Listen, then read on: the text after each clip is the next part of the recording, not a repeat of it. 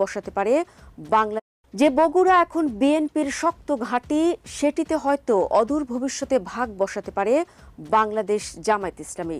এটি কোনো মন গড়া কথা নয়। ত্রয়োদশ জাতীয় নির্বাচনের বগুড়ার ৭টি আসনের ফলাফল বিশ্লেষণ করে পাওয়া যাচ্ছে এমন পরিসংখ্যান। জি, ঠিকই শুনেছেন দর্শক। আপনাদের জানিয়ে রাখি, বগুড়ার ৭টি সংসদীয় আসনের ৬টিতে বিপুল ভোটে আর একটিতে অল্প ভোটের ব্যবধানে জয়লাভ করেছে বিএনপির প্রার্থীরা। সবগুলি আসনেই বিএনপির নিকটতম প্রতিদ্বন্দ্বী ছিল বাংলাদেশ জামায়াত ইসলামের প্রার্থী। প্রত্যেক প্রার্থী লাখের কাছাকাছি বা তার বেশি ভোট পেয়েছেন। বিএনপির ঘাঁটি বগুড়ায় জামায়াতের এত বড় উত্থান রাজনৈতিক মহলে বিস্ময় সৃষ্টি করেছে। বগুড়ার রাজনৈতিক ইতিহাস বলে এটি শুরু থেকেই বিএনপির শক্ত ঘাঁটি। শহীদ প্রেসিডেন্ট জিয়াউর রহমান, পরবর্তীতে খালেদা জিয়ার হাত ধরে এই জেলার আসনগুলো সব সময় বিএনপির দখলে ছিল।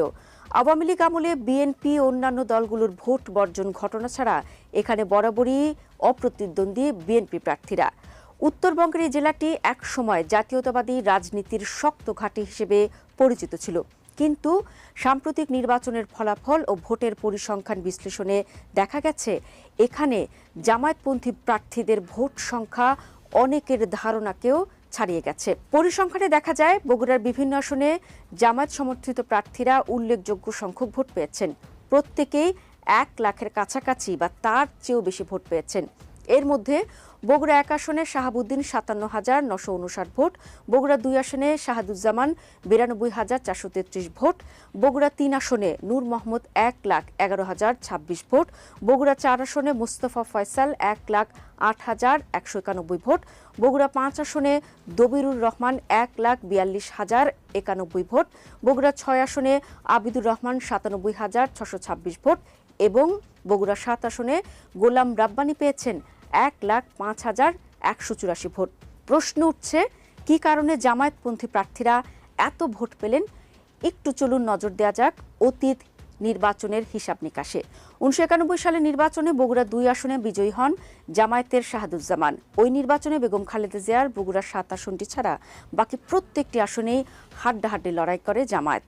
এর মধ্যে বগুড়া ৩ আসনে ১০,০০০ আর বগুড়া ৪ আসনে ৫,০০০ ভোটের ব্যবধানে হারে দলটি। অন্য আসনগুলোতেও উল্লেখযোগ্য ভোট পায়।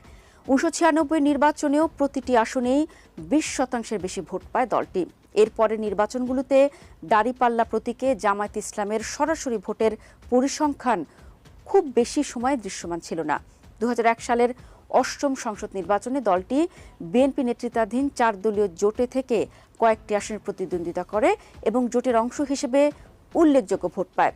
২০০৮ সালের ৯ম সংসদ নির্বাচনে তারা আবারও জোটের প্রার্থী হিসেবে নির্বাচন করেন। ফলে দাঁড়িপাল্লা প্রতীকের আলাদা ভোটের হিসাব বেশিরভাগ আসনে আলাদাভাবে দৃশ্যমান হয়নি। তখন সাধারণভাবে জোট প্রার্থীরা ৫০ থেকে ৭০ হাজারের মতো ভোট পেতেন বলে নির্বাচনী তথ্য থেকে ধারণা মেলে। ২০১৪ সালের ১০ম সংসদ নির্বাচন বিএনপি জামায়াত জোট বর্জন করায় ওই নির্বাচনে দাঁড়িপাল্লা প্রতীকে কার্যত কোনো প্রতিদ্বন্দ্বিতা বা ভোটের হিসেব নেই। ২০১৮ সালের একাদশ সংসদ নির্বাচনেও জামায়াত সরাসরি নিজেদের প্রতীকে অংশ নেয়নি। বিএনপি জোটের ধানের শীষ প্রতীকে প্রার্থী দেয় দলটি। ফলে দাঁড়িপাল্লা প্রতীকের পৃথক ভোট সংখ্যা তখনও প্রকাশ পায়নি।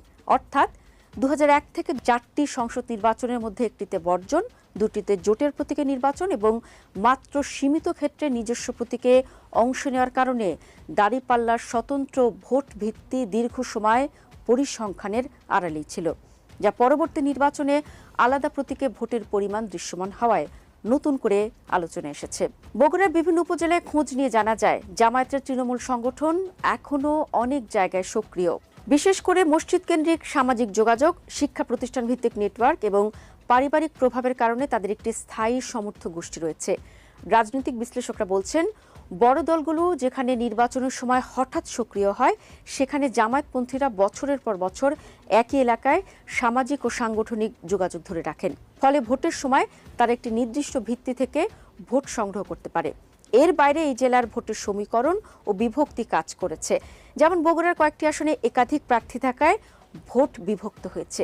এই বিভক্তির সুযোগ নিয়ে জামায়াত সমর্থিত প্রার্থীরা তুলনামূলক বেশি ভোট পেয়েছেন। একাধিক আসনে দেখা গেছে প্রধান প্রতিদ্বন্দ্বী দলগুলোর মধ্যে ভোটের ব্যবধান বেশ কম। জামায়াতপন্থীরা উল্লেখযোগ্য ভোট ধরে রেখেছেন। ফলে মোট ভোটের হিসাবে তাদের অবস্থান দৃশ্যমান হয়ে উঠেছে। স্থানীয় রাজনৈতিক বিশ্লেষকদের মতে দীর্ঘ সময় ধরে প্রধান দুই রাজনৈতিক দলের অভ্যন্তরীণ কোন্দল, প্রার্থী বাছাই নিয়ে অসন্তোষ এবং সংগঠনের দুর্বলতা অনেক ভোটারকে বিকল্প খোঁজার দিকে ঠেলে দিয়েছে। বগুড়ায় বড় দলগুলোর মধ্যে দ্বন্দ্ব বিভাজন নতুন কোনো বিষয় নয়। নির্বাচনের সময় এসব দ্বন্দ্ব প্রকাশ্যে চলে আসে, যা ভোটের ফলাফলে প্রভাব ফেলে।